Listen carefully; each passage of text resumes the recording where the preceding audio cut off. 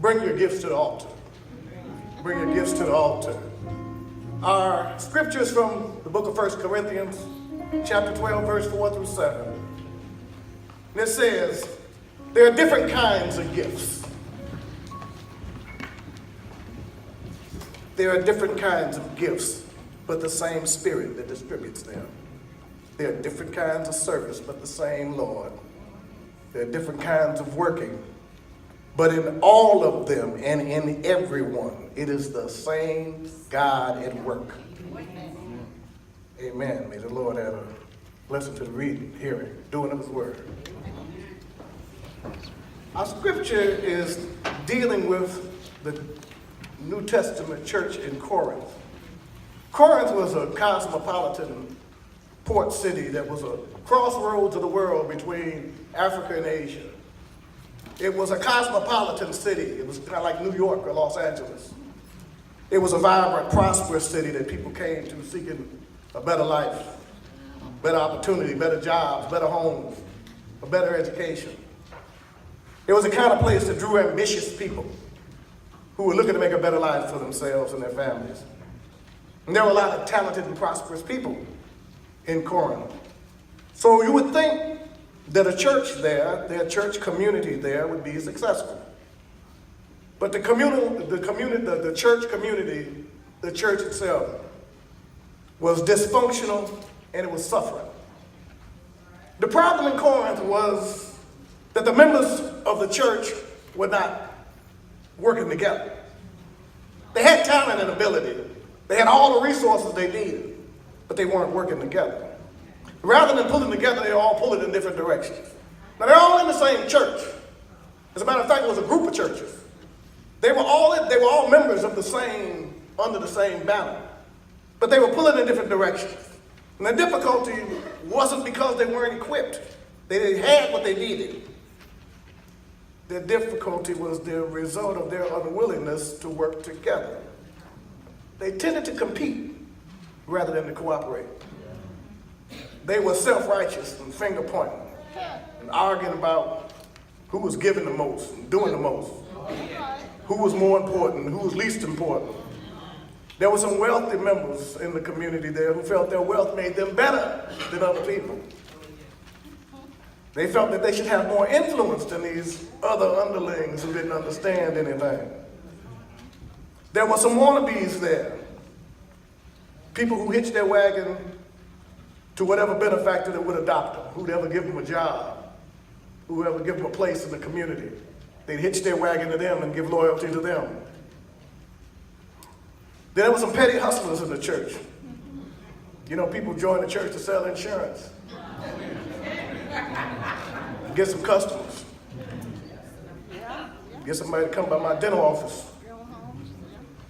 There were some petty hustlers in the church that were focused on more on what they could get than what they could give. More on what God can do for me than what I can do for God. Then there were some scoundrels in the church. I mean, it's scoundrels everywhere. But there were some real scoundrels in the church. People that would steal your money and help you look for it.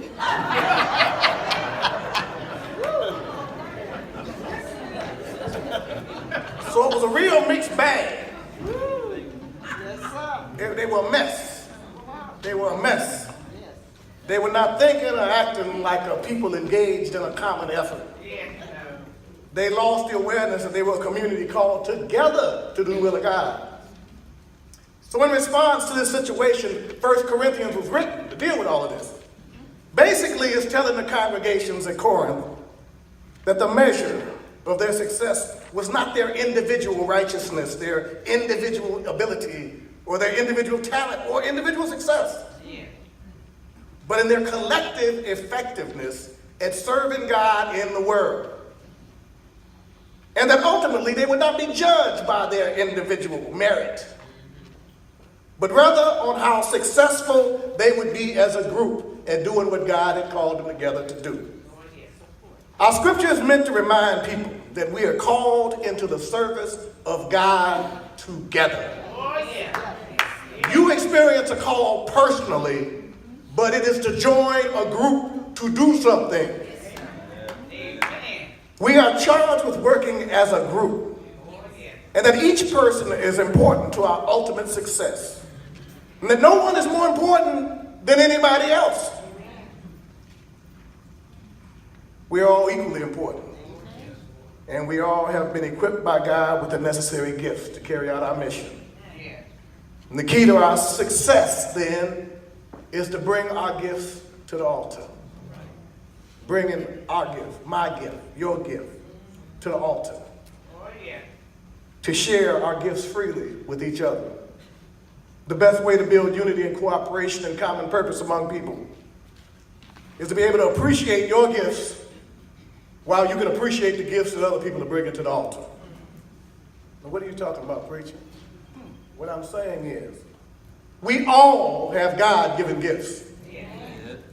Our African ancestors that created religion held that God is the only animating force in the world.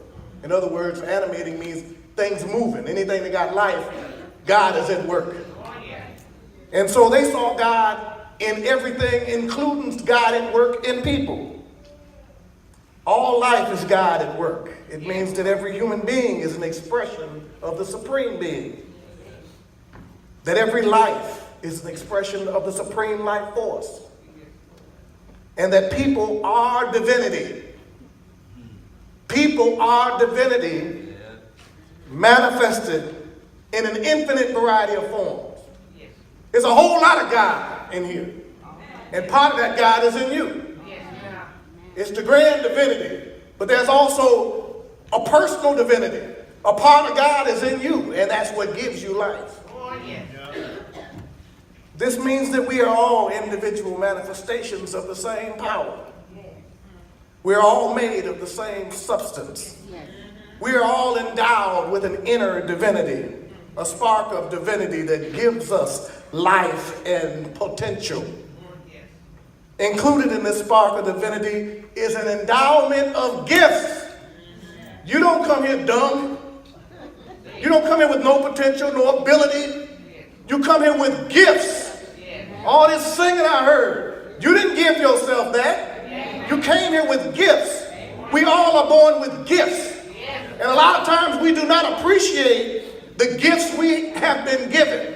We are endowed with gifts. When God gave us life, God gave us gifts with that life. We have talents. We have abilities. We have interests. We have passions. We have potentialities. Have you ever noticed how somebody will be interested in something that nobody in their family is interested in? Nobody in their neighborhood is interested in. Because that interest didn't come from their mama or daddy. It came from God.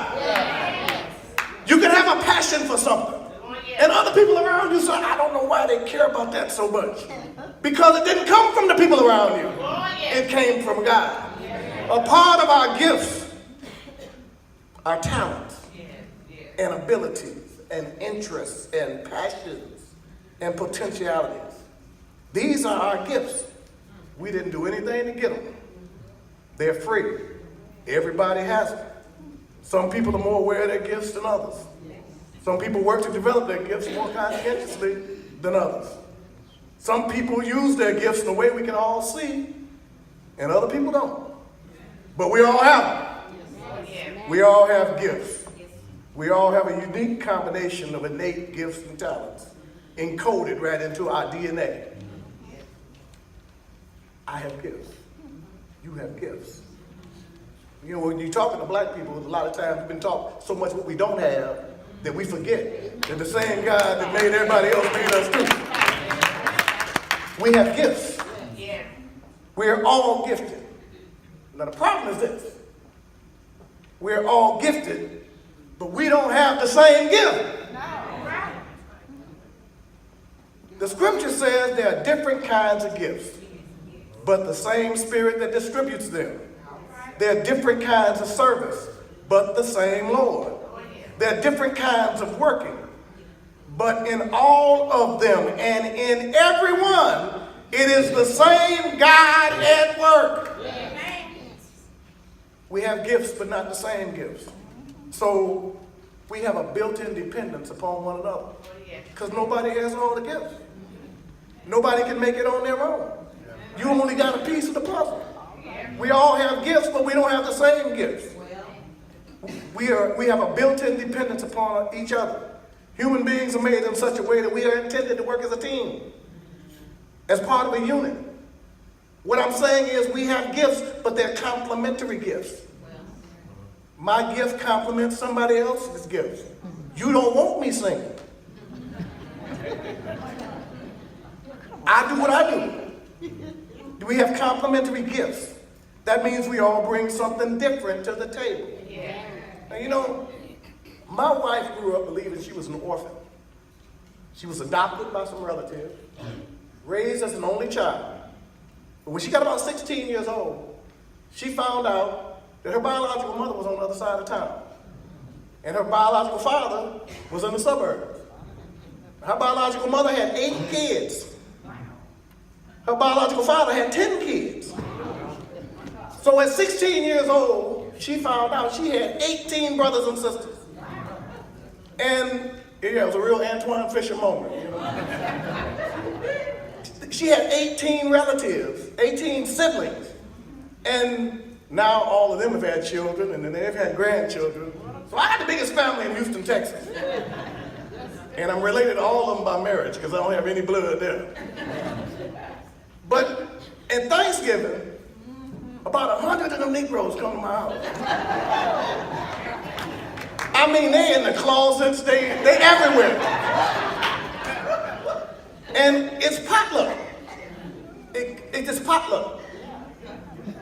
My wife, she makes the gumbo. John makes the brisket. Cooks that brisket 13 hours. Shirley makes chicken and dumplings. Jackie brings the turkey and dressing. Everybody gets together and we have a good time. We have a good time every Thanksgiving. It's potluck. A church is like a potluck. See, you don't bring the worst thing you make to a potluck.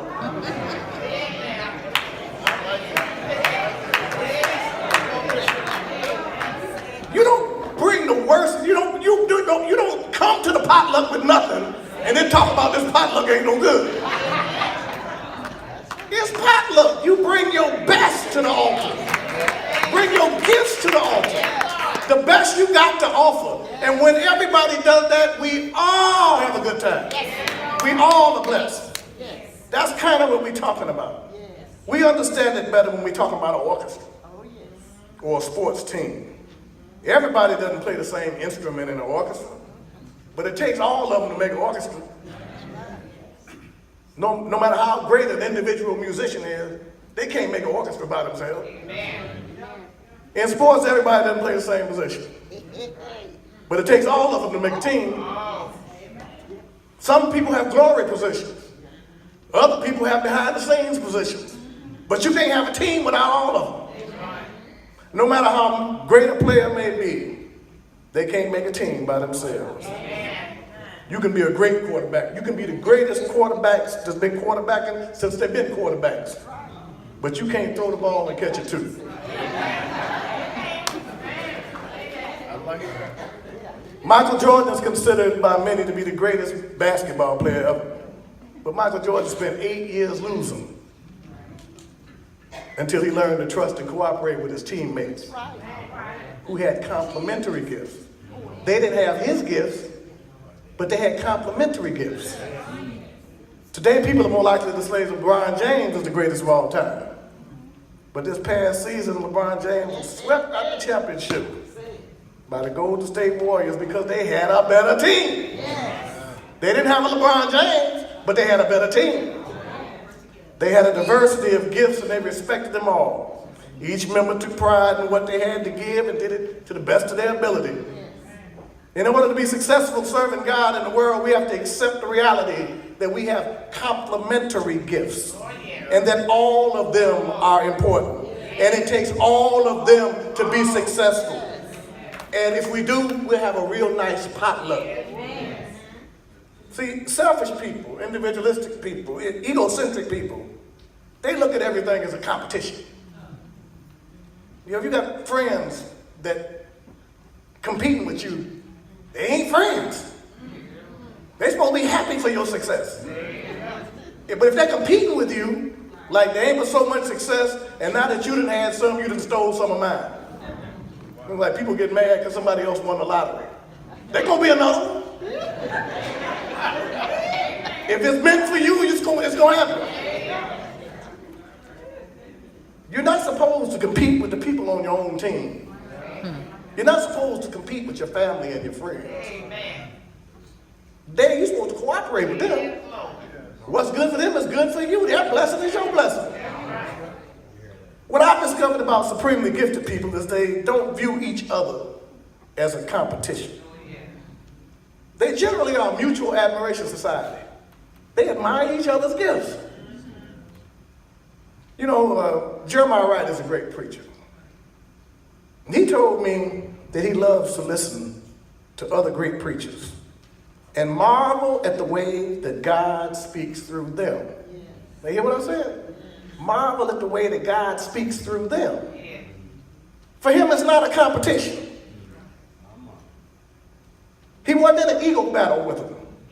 He didn't consider them the competitors. He recognized that God has an infinite variety of ways to express divinity. And God expresses the same divinity through different people in different ways. Great musicians are the same way. They love to hear how God expresses himself through other musicians. B.B. King once said, when the great blues musicians get together, we have a great time. And the reporter interviewing him asked, when you're in the presence of the other greats, do you feel anxious? I'm sure it gets to be quite competitive. And B.B. King said, well, we don't see it as a competition. I do what I do, and they do what they do. I don't try to be them. They don't try to be me. We each do what we do, and in the end, we all blessed. When what's true in music is true in life. When we learn to focus on developing our own gifts and come to an appreciation of our value and marvel at how God can work through us, we can also marvel at the infinite ways that God is seeking expression through other people, and we all blessed. Another thing that our scripture makes clear is that our gifts are not even ours. They're not even ours. They on loan. They belong to God. Let's go back to the scripture. There are different kinds of gifts, but the same Spirit that distributes them. There are different kinds of service, but the same Lord. There are different kinds of working, but in all of them and in everyone, it is the same God at work. You think about that long enough, it will change how you look at people. They may not do it like you. That don't make them stupid. God got another way of doing it through them. It's the same God at work. Our gifts, our talents, our abilities are not even ours. They belong to God and only entrusted to us for a short time. The Bible says life is like a vapor that's here for a while and then vanishes. They belong to God and only entrusted to us for a short time. This is the lesson Jesus was imparting in the parable of the talents. When he was going on a long journey and gave one servant 5 talents, another servant 3 talents, and the last servant 1 talent.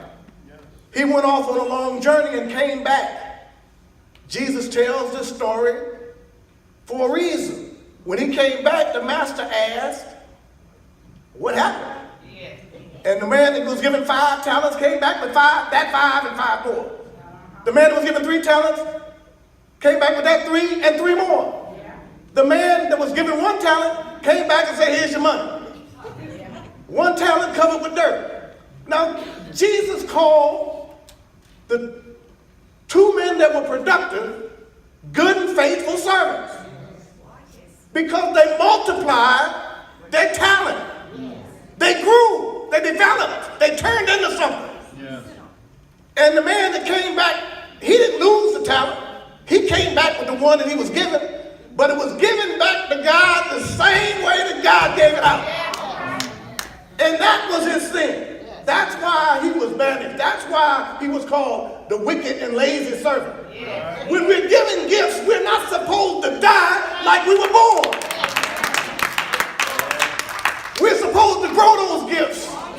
They're supposed to be productive, and they're supposed to yield fruit. They're supposed to make a difference in the world and in other people's lives.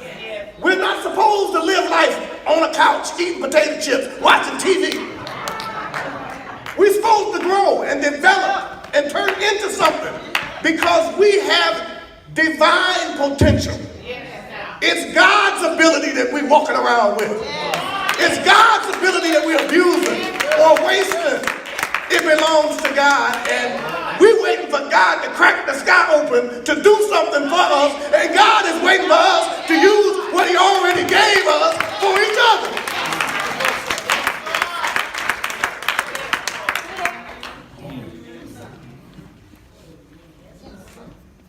We are in possession of our gifts and talents, and we have the divine obligation to develop them and maximize our potential. These gifts, they are equipment. You know, you go to war to get your rifle. That's your equipment. These gifts are our equipment. They equip us to carry out our mission. I heard a sergeant that was training some soldiers say about their rifles. Take care of your equipment, and it'll take care of you. Same thing is true for us. If we take seriously the gifts and talents that God has bestowed upon us, if we respect the ability and the passions and the interests we've been given, if we work with diligent discipline and dedication to develop our talents, our gifts, they'll take care of us. They will open doors for us. They will make a way for us.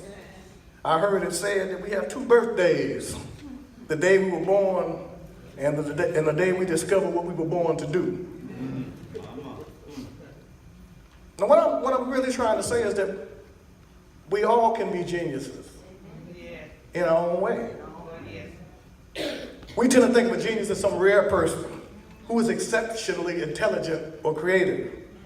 So we think about people like Albert Einstein, and Prince, or Michael Jackson, or John Coltrane, or some criminal mastermind. But we all have genius potential. We all are capable of raising our own talent to genius levels if we work diligently on our own set of gifts, rather than trying to be somebody else. Be like somebody you saw in the movies, but on our own set of gifts. You may not be a genius the same way somebody else is a genius, but you can be a genius in the way your gifts come together. Albert Einstein said, everybody is a genius, but if you judge a fish by its ability to climb a tree, it will live its whole life thinking it's stupid. If a fish can't climb a tree, if you can't do what I can do, you dumb.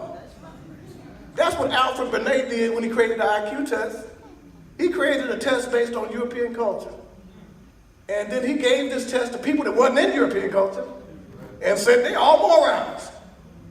They don't know what I know because they didn't grow up where I grew up, weren't exposed to things I was exposed to. And so I'm more intelligent than them. So to this day, they rank people, if you dumb enough to take the test. They rank people according to how intelligent they think you are. And it ain't nothing but a rating of how much you know about European culture, Western civilization. Wow. You can't judge yourself by other people's standards. Amen. We have to learn that as expressions of God, there are infinite ways, or infinite variety of ways that ingenuity can be expressed. In order to realize your own genius potential, you have to have faith and confidence that God placed in you. What God placed in you. When you come to church, just don't look up. Look in. What God placed in you. Because God just ain't out there. You walking, moving, thinking God is in here too. And when God leaves, you'll stop moving. There's an inner divinity and there's a grand divinity. There's a divinity inside, the divinity outside. My mentor used to say, if you have low self-esteem, at least have high God esteem. That means if you have trouble believing in your own ability, Believe in God's ability and recognize that God put some of his ability in you. Our gifts belong to God. And since our gifts are not ours, but belong to God, guess what? They are not meant for us to hoard for ourselves. They're supposed to be given away in service. Our gifts are not given to us simply so we can use them to serve ourselves, to make ourselves rich and famous. But they are also, it can make you rich and famous, but you also were given the gift to share it with other people. Amen. They're given us to serve God by serving others. My mentor used to also say the power of God is meant to be received and then given away. Received and given away. He said, if you got a church where everybody understands that you receive the power of God and you give it away, that's a blessed place and the gifts are flowing. But if people are getting the gifts and hoarding on to them, they're getting blessed, they're hoarding it, keeping it to themselves, it's a bad place to be. Then he asked the question, what's the difference between a river and a swamp? And the difference is in the flow of water. A river is life-giving because the water is flowing. Everywhere along the river, there's life. Trees grow. Animals gather. There's life in the water. There's life all around the river. Life comes from near and far to the river. Vegetation is lush along the river. But in the swamp, you can smell it before you get there. It's stinking and decaying. Stuff is dying because the water ain't flowing. The stuff in the water is dying because the water ain't flowing.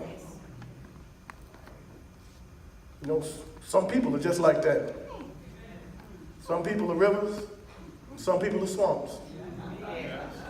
When the gifts are flowing, somebody when the gifts are flowing and they're sharing their gifts with everybody else, everybody likes being around them. They're life-giving. They come into a room and it's like 5 people came in. Light comes on. Something is happening because the gifts are flowing. But you get somebody hoarding on to their gifts, when they walk out the room, it's like 5 people came in. It's this decaying situation. They're hoarding their gifts. They're not sharing freely with each other. And so it is a decaying situation. And it's making us all worse. We're supposed to all get better. See, we're supposed to be conduits for the power of God at the end of the world.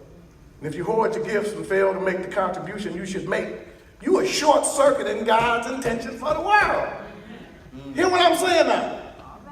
If you hoard your gifts, you are short-circuiting what God is trying to do in the world. Because God is trying to do it through you. If you're sitting around staring at your neighbor, only concerned about yourself, with you gifted, have ability, but you only thinking about yourself, you are short-circuiting God's intention in the world. Our gifts are supposed to be a blessing to other people. Other people's gifts are supposed to be a blessing for us. If you want a blessing, you got to be a blessing. We are intended to function in the world as physical angels to each other. How many times have you had someone come to your rescue just in time? How many times have you been blessed with some unexpected intervention that saved you? How many times have you received a helping hand, the right advice, a warning, the encouragement you needed? How many times did you receive a call out of nowhere that saved you from a circumstance? That is because we're supposed to be angels to each other. And when the gifts ain't flowing and you're not carrying out that role, you're short-circuiting what God is trying to do. God got you on assignment, dispatching you to solve some situation for somebody else, and you can't respond because you're thinking about yourself. You ain't answering the phone because you're on the phone talking to yourself. We are all endowed with complementary gifts. No one possesses all the gifts. But anybody has the ability to bless your life when your need lines up with their gift. So don't hoard your gift. Any successful team or church or organization or community is made up of people who freely give the best they have to offer. In other words, the key to our collective success is that we all give the gift that we have to give. Give the gift that we have to give. The truth is we can't give what we don't have. Although a lot of people try. You can't give what you don't have. Psychologists have recently discovered something that has reversed the thinking on human development. For years, people have been taught to overcome their weaknesses. We're taught that all the time. Overcome your weaknesses. Focus on your weaknesses. Overcome your weaknesses. So we spent valuable time and energy trying to repair our flaws and show up our weaknesses. We give our weaknesses more attention than we give our strengths. Our strengths lie dormant and neglected while we focus on our weaknesses. In other words, we've been trying to give what we don't have. The new field of positive psychology says something different. In a book called Now Discover Your Strength, Marcus Buckingham says, and I quote, "We all have things which we are inherently good at. Things we seem to pick up easier than other activities. Yet many people go through life without truly maximizing the things they excel at. We spend too much time wasting energy on trying to overcome our weaknesses. This negative focus erodes our sense of self-confidence and self-worth. It even leads people to spend their time and energy trying to become someone they're never going to be. It leads to competition and jealousy and envy that does damage to our relationships, our happiness, and our peace of mind. But when we learn to maximize our own gifts, we can be happy, successful, and make a positive difference. Also, as we grow in confidence and self-appreciation, as we increase in our sense of self-mastery and creative energy, we naturally gain the strength to deal successfully with our weaknesses." Ain't that good news? We've been doing it wrong. We focus on what we ain't good at. If we focus on what we are good at, we'll find the strength to deal with what we're not good at. Always focus on your gifts. And give the gift that you have to give. The church is defined by whether or not people are given the gift they have to give. You can't sit on your gifts and expect to have a great church. You can't sit on your gifts and expect to have a great community. Because you are the problem for what you're complaining about. Why don't we have more of this? Because you're sitting on your gifts. Why can't we do more of that? Because you're sitting on your gifts. It's like people come to church, don't put no money in the collection plate, then the first people in line to eat all the refreshments up. They not only sitting on their gifts, they eating up yours. We have to give the gift that we have to give. I can't give your gift. You can't give mine. But if we learn to work together and give the gift that we have to give, God can do God's work, and we'll all be blessed. You know, this works in the world, too. A brother by the name of Wesley Bell was in Ferguson when Michael Brown got shot in 2014. He was a lawyer. He looked out his office window and he saw the street on fire. He wondered what he could do. What he could do. He wasn't going to go out there and burn nothing up or shoot nobody, but he wanted to know what he could do. He wanted to help his community. Well, Wesley Bell ran for prosecutor of St. Louis County. And at 43 years old, he won. And when he won, he ran on a program of eliminating cash bail. You're not going to be in jail because you can't pay bail, because you can't come up with the money. He also ran on a platform of, rather than sending people to prison forever and warehousing them in state slavery, maybe we ought to think of some options like giving some constructive alternatives like drug treatment and psychological counseling and community service. So he won. He's the prosecutor of St. Louis County now. And people ain't going to jail left and right. He's working with them. He got a program to work with. That's bringing your gifts to the altar, thinking of what you can do to make a difference. You know, my daughter lives in Brooklyn. And I went to visit her for Father's Day. And I got up in the morning going to get some coffee. I'm walking down the street to get some coffee. And all down, up and down the street, people I didn't know kept saying, "Happy Father's Day, brother. Happy Father's Day." I got ready to cross the street at the light, and a man rolled his window down and said, "Happy Father's Day." And his whole family was in the car. "Happy Father's Day." And I said, "What's going on?" What I learned later on was that Jay-Z posted bail for all nonviolent offenders in jail because they couldn't afford it. He posted bail so that men could come home to be with their families on Father's Day. That's bringing your gifts to the altar.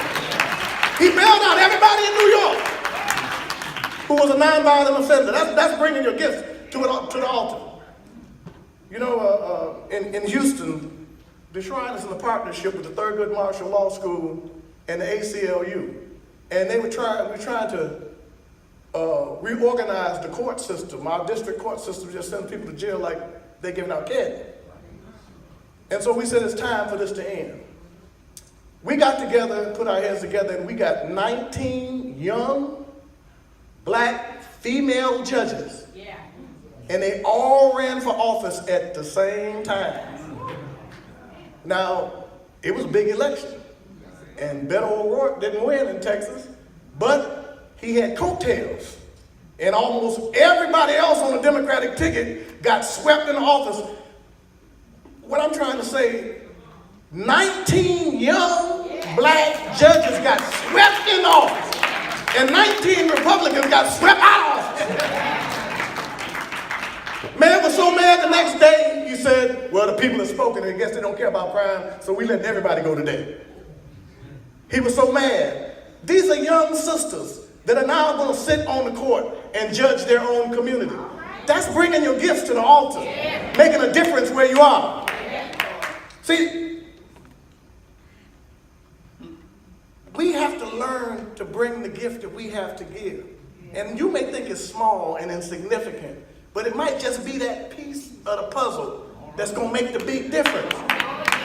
You know, when you're making something and you put some a flavor in it, you don't need a whole lot of flavoring. You need just a dash to make it right. Just a dash of vanilla will make it right. You don't have to pour the whole bottle in there, because you're going to make it wrong.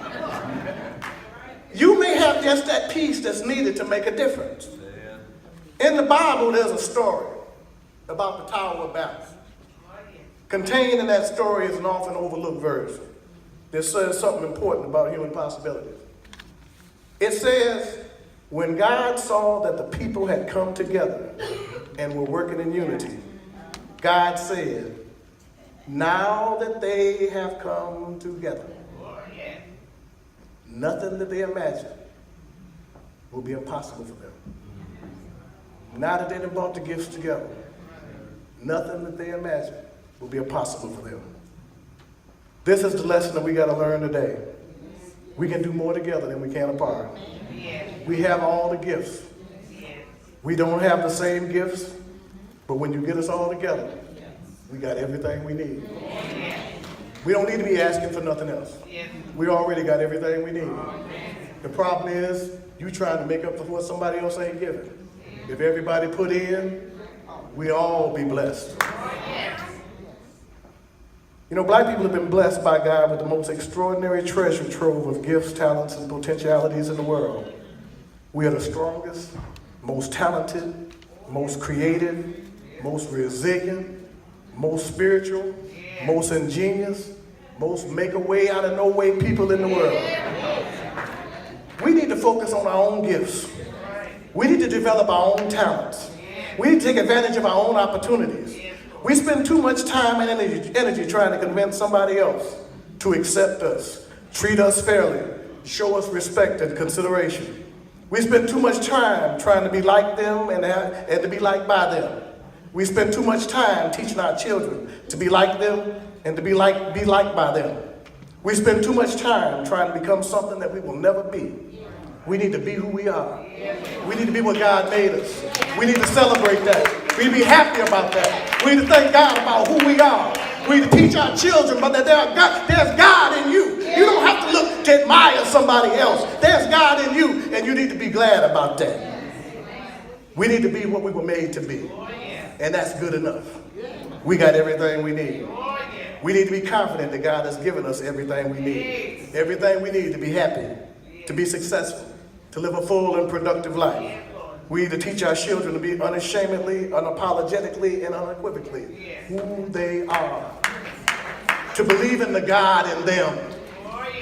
To believe in the gifts in us. And to love ourselves. We got to stop spending our time trying to love somebody. It's like an unrequited love affair. We trying to love somebody, be patient, reach out, extend ourselves, and keep getting pushed back. Maybe we need to focus on loving ourselves for a while, and then maybe somebody might want to open the door. But we can't stop beating on the door when somebody don't want us to get in. We don't have to beg because God gave us everything we need. We can make it on our own. We thank God for our gifts. We thank God for our gift of resilience. Our gift for being able to make a way out of nowhere. Our gift of keep on keeping on and not stop. Our gift of trying to figure it out, working it out no matter what we got to do. Our gift of living with nothing and still making a way. Our gift of getting better as a people, generation after generation, without the doors all being open to us. We have everything that we need. We have everything we need. Even though everything possible has been done to destroy us, we are still here. Even though nobody's ever given us anything in this country, we are still here. Even though they tried to strip us of everything that makes us human, our history, our culture, our language, our freedom, our dignity, we are still here. No matter what anybody does or what anybody says, we are still endowed with our God-given gifts. We have everything we need. So let us come together and give our gifts freely to each other and watch what God can do through us and for us. Give the gift that you have to give. Bring your gifts to the altar. There's plenty in here. There's enough to do anything we want to do in here. Bring your gifts to the altar. And God will say again what he said when he looked down from the Tower of Babel. Now that they have come together, nothing that they imagine to do will be impossible for them. Amen.